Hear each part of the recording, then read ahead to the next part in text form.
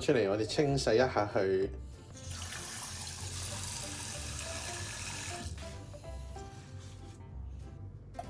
記得印乾翻啲水喎。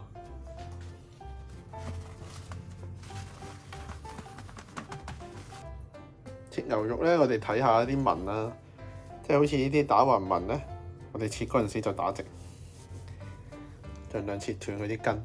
咁整沙爹牛肉麵咧，一定最好就係薄切，但係拉長嘅。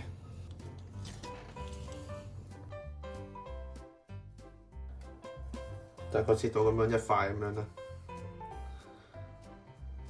好，咁我哋而家熱咗佢先。梳打粉1/5茶匙左右啦。胡椒粉適量。雞粉就半茶匙啦。呢個係生抽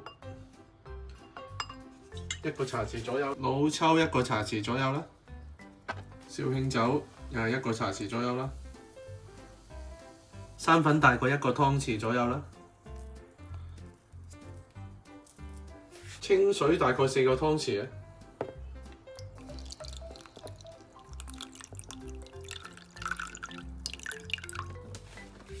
攪勻佢啦。咁我哋呢度分2次落啦。點解頭先嗰度要啲牛肉要索乾先切咧？就而家俾佢可以俾有空間吸飽啲水分。見到倒下冇晒嗰啲湯，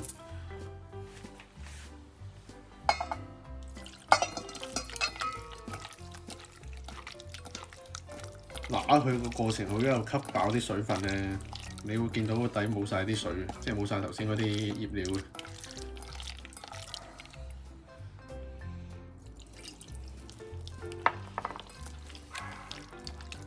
揦住啲肉個過程，或者係戴隻手套。即係啲牛肉索晒之後咧，我哋而家下一步就係加油啦。咁大概倒2個湯匙嘅油落去啦。油嘅作用主要係鎖住翻嗰啲醬汁喺個牛肉嘅入邊。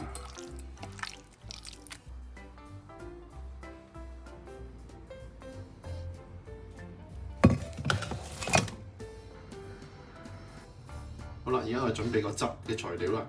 咁呢個就係花生醬啦。呢個就係沙茶醬，大概都係1湯匙左右啦。咁我哋仲要有啲蒜頭同埋乾葱頭嘅。如果你有啲甜椒嘅話，都可以落嘅，但係我屋企咁啱冇，所以就用呢啲啦。咁我而家切咗啲蒜頭先。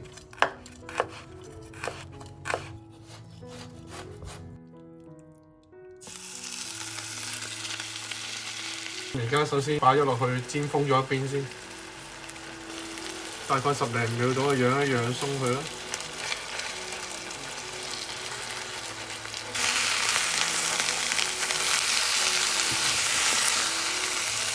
因為我今日個 pan 唔夠大，所以我分咗2次嚟煎。大概煎到咁樣就可以起。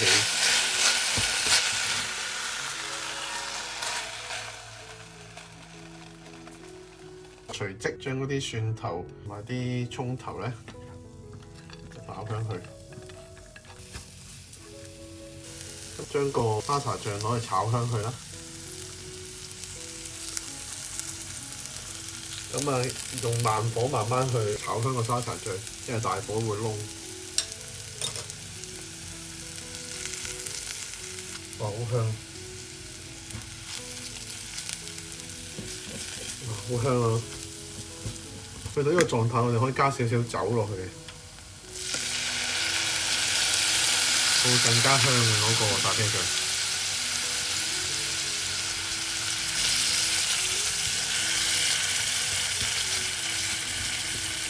酒爆香然之後咧，隨即加水，呢個大概500ml 水啦。加水等佢滾起之際咧，我哋落翻少少嘢調味，落翻半茶匙到嘅雞粉啦，生抽大概1個茶匙。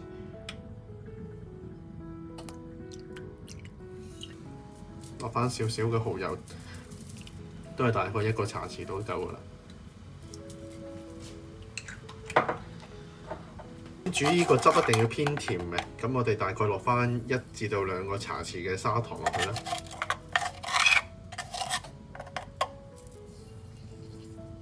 咁我哋而家等佢滾起啦。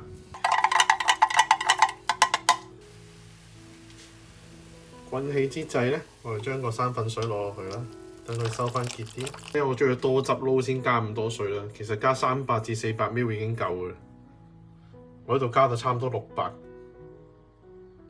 咁依家加翻少少老抽落去上啲色，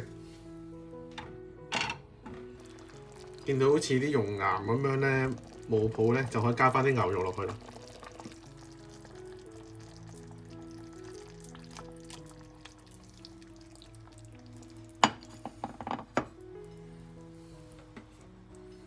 咁跟住等佢滾翻起啦。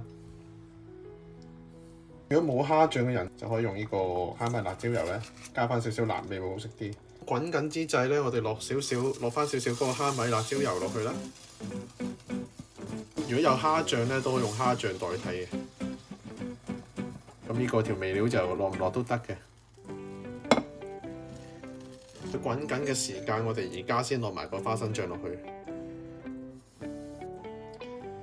咁點解要最後先落花生醬呢？因為花生醬嗰個香味咧，你太早落會揮發晒，所以差唔多拉屎滾起嗰個時間就落花生醬係最好。我哋而家花生醬都已經撈勻啦，喺個汁嗰度咧，我哋就慢慢等佢滾翻起咧，我哋就可以滗起佢嘅。點先為止得咧？就好似而家見到好似啲熔岩咁冇泡泡咧，咁我哋就可以準備熄火起咗佢噶啦。如果你唔中意咁多汁嘅人咧，就唔使落頭先咁多水嘅。我本身以前出去食沙爹牛肉麵都中意嗌多汁咧，所以我就整多啲汁俾自己。即係冇泡泡之後，我哋而家就熄火滗起佢啦。呢兜汁有排食啊！煮湯嘅部分咧，我哋加啲水，一個茶匙多啲嘅雞粉。跟住咧就會加忌廉雞湯啦。咁之前咧，我哋都會加1罐嘅忌廉雞湯啊。最近我哋再懶啲，咁就會買沖裝嘅。即係譬如呢一包包，等佢滾緊嘅時候，就將包粉倒落去啦。咁樣攪勻佢之後咧，就變成淡版嘅忌廉雞湯。下一步就可以煮公仔麵啦。呢邊我哋煮緊個湯啦，呢邊我哋就煮公仔麵啦。有咩味道都唔緊要啦，我哋唔會用佢哋嘅湯粉嘅，所以我求其攞咗2包，一均可以倒落去嘅。嗱，我哋而家夾喺啲麵先啦。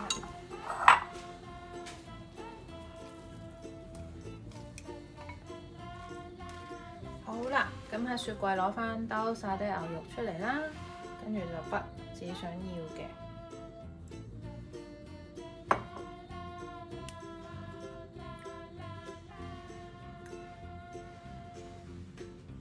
唔知咁樣會唔會多得滯？跟住咧，我哋就將大滾咗嘅湯底倒落去。